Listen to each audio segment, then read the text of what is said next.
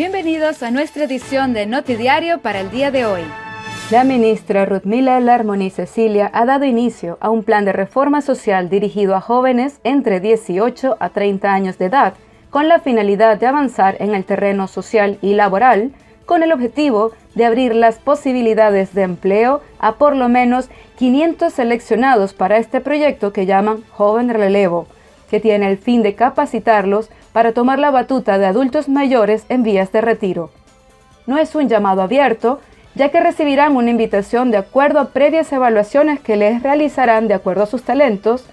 áreas de fortaleza, entre otros. El gobierno de Curazao tiene como lema una familia, un barrio, un país. Está consciente de los desafíos sociales, económicos y financieros que se están atravesando y en su compromiso en cuanto a la formación, educación y trabajo, están también agradecidos con los aportes que todos los empleados de SOA han brindado en cada proyecto en pro del bienestar de la comunidad. El Ministerio de Enseñanza, Ciencia, Cultura y Deporte advierte a los adultos acerca de una plataforma digital peligrosa para los niños llamado Puppy Playtime, ya que la misma se ha propagado tanto en redes sociales como Facebook, Instagram, TikTok, YouTube, entre otros, así como en plataformas digitales como Kids TV, incentivando por medio de su contenido al estímulo de la violencia y actos sexuales a través de Internet. Este tipo de juegos tiene un alto impacto en los niños y jóvenes, por lo que se pide la atención y colaboración de los padres o representantes al cuidado de los mismos en cuanto a los programas que ven y juegan, recordando que este tipo de influencia negativa ya ha tenido fatales e irreversibles consecuencias en el pasado.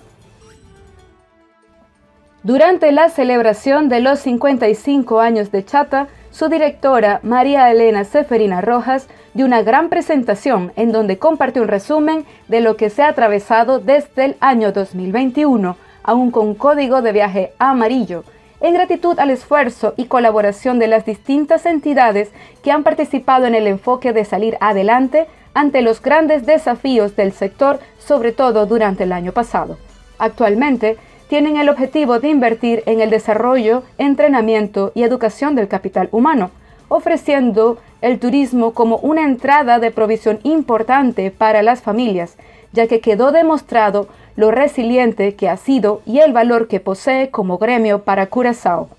Después de la reunión oficial, continuaron con los reconocimientos, premiaciones en un ambiente festivo en gratitud a la confianza y compromiso que han recibido durante estos 55 años de aporte y apoyo a la comunidad para el sector turismo y hospitalidad, ante el cual afianzan su deseo de recuperación del país por completo, enfatizando su lema, conectando el turismo contigo.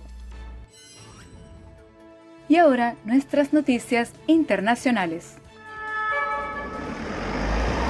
Cadena perpetua. Esa es la pena que pidió un fiscal de la ciudad francesa de Besanzón contra el chileno Nicolás Cepeda, acusado de haber matado en 2016 a su exnovia japonesa Narumi Kurosaki, cuyo cuerpo nunca fue encontrado. Según la fiscalía, que señaló al acusado de negar la realidad, el chileno mató deliberadamente a su exnovia con premeditación al no haber podido convencerla de retomar su relación sentimental terminada el otoño anterior. Kurosaki realizaba un intercambio universitario en Besanzón en el momento de su desaparición el 4 de diciembre de 2016. Según la acusación, Cepeda viajó a Francia para volver a verla, motivado por los celos, y luego la mató y escondió el cadáver. Por la mañana, los abogados de las partes civiles también habían solicitado a la Corte que declarara culpable a Cepeda, al que tildaron de mentiroso.